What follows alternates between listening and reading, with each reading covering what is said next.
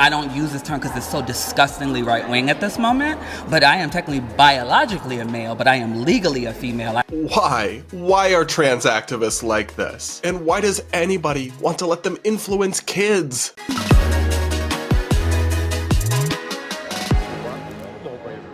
This trans educator is actually kind of terrifying. The Free Press's Ben Kowaler, a friend of mine, recently went to a New York City City Council meeting where they were discussing a resolution calling for pretty extreme and ideological sex education standards to be enacted statewide, where he spoke with Mimi Shelton, a self-described trans educator and activist who wants this curriculum implemented across the Empire State. The interview is one of the craziest things I've seen in some time, and that's saying something. See, I'm a trans scholar, I'm a queer scholar. The lack of comprehensive knowledge around gender and sexual identity in schools stagnates the maturation and intellectual development of youth. This is Mimi Shelton, a board member at Transformative Schools. In early December, I saw her speak at New York City Hall in support of a new theory-driven K-12 sex ed curriculum that reflects new ideas about gender, including that sex is not observed at birth but assigned, and that there are multiple genders beyond male and female. Okay, let's pause there for a second so you understand the sex education curriculum that this activist is pushing for to be implemented across the state. It's already in place in New York City, by the way. Teaches fifth graders that non-binary and gender-expansive identities are things. It teaches them these absurd theories as if they're simple facts, and that biological sex doesn't exist. There's just a sex assigned at birth. It's not observed. It's not some sort of innate characteristic. It's just something doctors guess. Call me crazy. Call me a bigot. I don't think we should be teaching children nonsensical woke ideas like this. I mean, Mimi really seems to think that kids shouldn't be taught basic facts about human biology. Is there a medical definition, a biological definition of girl or boy? I would never advise a teacher to include a biological medical definition of boy and girl. If you're going to do that, then you need to use the terms assigned male at birth or assigned female at birth. If we want to talk honest, quote unquote, I don't use this term because it's so disgustingly right-wing at this moment, but I am technically biologically a male, but I am legally a female. Bruh. This person just said biological sex is disgusting and right-wing coded. Not a lot of things on the internet leave me truly speechless, but that's one of them. I mean, babe, facts can't be bigoted. That's not how words work. But this individual does seem to struggle with how words work and how definitions function as well. How do you think teachers should handle the question of a kid asking what is a girl or what is a boy? You can define what being a boy and girl is, but you don't limit people's definition of what it means to have a gender to a boy and a girl. Because there are some kids who are gender nonconforming and gender non-binary who do not see themselves. I'm talking about people who are on a gender variant spectrum, who identifies genderqueer, who identifies gender nonconforming, non-binary, who use they them pronouns, who might not use pronouns at all. Those kids deserve a comprehensive gender and sex education just as much as any kind of trans or cisgender student who identifies as boy or girl. What on earth did this person just say? Kids who might not use any pronouns at all. That's literally impossible. It is impossible that somebody doesn't use pronouns. They are a part of speech. Me and I are pronouns. So it is simply impossible that a child does not use pronouns. Like, what is this gobbledygook nonsense? And it's just totally incoherent to say, oh yes, teachers can provide definitions of boy and girl, but those can't limit anyone's sense of self-identification. Then it's not a definition. If it doesn't limit the meaning of something to a certain parameter, it is by definition not a definition. How do people who don't understand basic English, basic speech, basic grammar end up shaping progressive states' education curriculum to be taught in their schools? This is not okay. This is demented. And I'm sorry, but the message for children who think they're non-binary should be that, hang on, your biological sex is what it is, but you as a person are free to express yourself in any way you want. If you're a female, but you want short hair, you want to work on lifting weights and build biceps, if you want tattoos on anything that's masculine, you can still do that and you're still female, and that's fine, because those gender norms or whatever are kind of silly and aren't necessarily required. We shouldn't be telling them that because they like certain things or certain aesthetics, they're not a woman. And we shouldn't be affirming that actually regressive and sexist belief in our youth,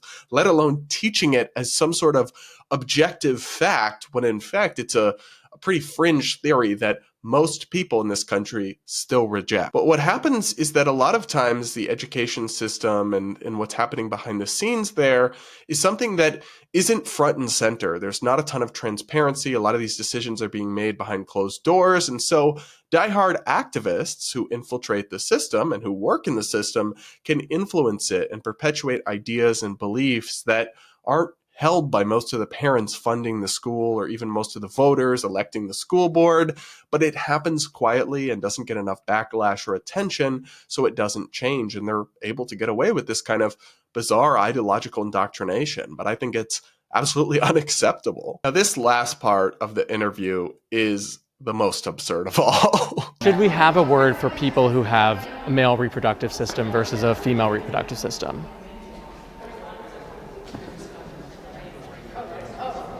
I'm not going to answer that. What I fear doing that is making myself out to be this person who is like, who the right wing can call themselves like indoctrinators. Like, that's not what my job is here. My role is to advocate. It's not to tell people exactly the roadmap, because it's actually a collective community movement that's made by many different trans people, many different allies, and many different teachers. Right. This person glitched when asked a basic question like, so does there need to be a word that lets us talk about human biology and reproduction, or is that too problematic now? That reality is too transphobic or whatever to put into the English language? This person glitched, then refused to answer because they're afraid of being made out to be someone who indoctrinates kids by evil right-wing people. Well, look, I'm not some far-right extremist. I'm not a transphobic or hateful person, but I do think this person is trying to indoctrinate children because they're literally at a city council meeting advocating for a bizarre fringe ideology to be embodied and embedded into school sex ed curriculum. If that's not indoctrination, I don't know what is. That's not a caricature of you. It's an accurate perception of the work that you do and are doing. And I just love this interview from Ben because he's so nice, he's so friendly, and he just kind of gives people a rope and lets them hang themselves. I mean, he doesn't shout at them, interrupt them. He doesn't twist their words. He literally just asks them questions and they expose themselves, which, once again, another win for free speech. Now, I do want to clarify something because there's a temptation to see videos like this and dismiss it as just, oh, a crazy person somewhere saying something crazy. And you can do that. You can just find a crazy person, interview them, and perpetuate it like, oh, this is all leftist, or oh, this is all trans people. And I'm not saying that. But what I am saying, and what Ben did explain in his reporting, is that this is something with systemic influence. This belief system is being perpetuated into school sex ed curriculum in many states. So it's not just some fringe person, it's a disturbing and relevant phenomenon we need to grapple with. As Ben put it in a tweet, whenever I'd see content like this online, a part of me always thought, well, you can find nutty things everywhere. But these concepts have been institutionalized and are now taught in public school health classes,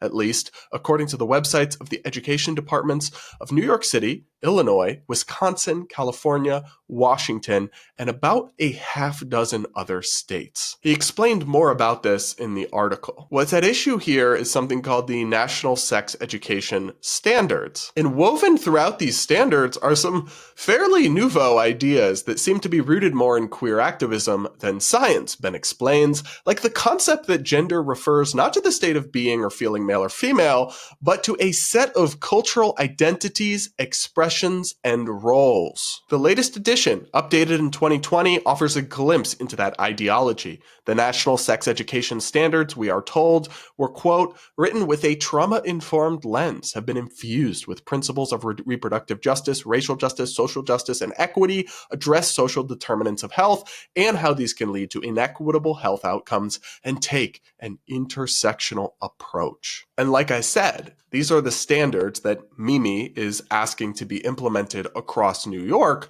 but they're already in place in many states statewide. As Ben reports, the National Sex Education Standards are published by the Future of Sex Education, a collaboration of nonprofits, including Planned Parenthood, and it already informs the sex ed programs of at least a half dozen states, including Colorado and Wisconsin. Progressive states like California and Washington use sex ed curricula that share the same ideology. So this story is more than just a crazy person saying something crazy somewhere. It's a disturbing look into the indoctrination. And yes, this is indoctrination. And that is not a right-wing caricature of what's going on here. That is infiltrating our school systems, where nonsensical, confusing, and actually regressive in some ways ideas about gender and sex are being taught to children as fact, which is going to perpetuate false ideologies into the next generation of voters and confuse kids into thinking they might be something like non-binary, when in reality, they maybe just don't conform to traditional gender stereotypes, but it doesn't mean they're not male or they're not female. I find this so maddening for so many reasons. First and foremost, because it's just wrong and it's an abuse of power, but also because I actually do believe in the concept of sex education, teaching young people as they're going through puberty about safe sex, about the basics of how human reproduction works and how sex works. I do think these things should be discussed and taught in a neutral and open way, but this gives credence to the people who reject the idea entirely and don't think it should be broached in schools and just want to leave it up to parents, even though I don't necessarily think that that approach works either, because not every parent, not every kid has good parents who are going to teach them the right things. Some have very neglectful parents who won't teach them anything. Others have ones that will teach them incorrect things or really only expose them to one perspective on things. And I do think kids, or really teenagers, should have access to accurate and neutral information about these subjects. That is not what these blue states are doing, and they're giving all of sex education a really bad name when they do stuff like this. And this is also more of the type of extreme TQ plus activism from the Wi-Fi password people that most normal gay people out there in America, and even most trans people that I know and speak to in real life, would say, oh, we don't support that. That's weird. That's crazy. But yet it's being lumped in with us as if this is LGBT activism. This is supporting the alphabet people. Well, guess what? People are going to see this, think it's crazy, and stop supporting us because y'all keep conflating our rights and our acceptance with this crazy bullshit.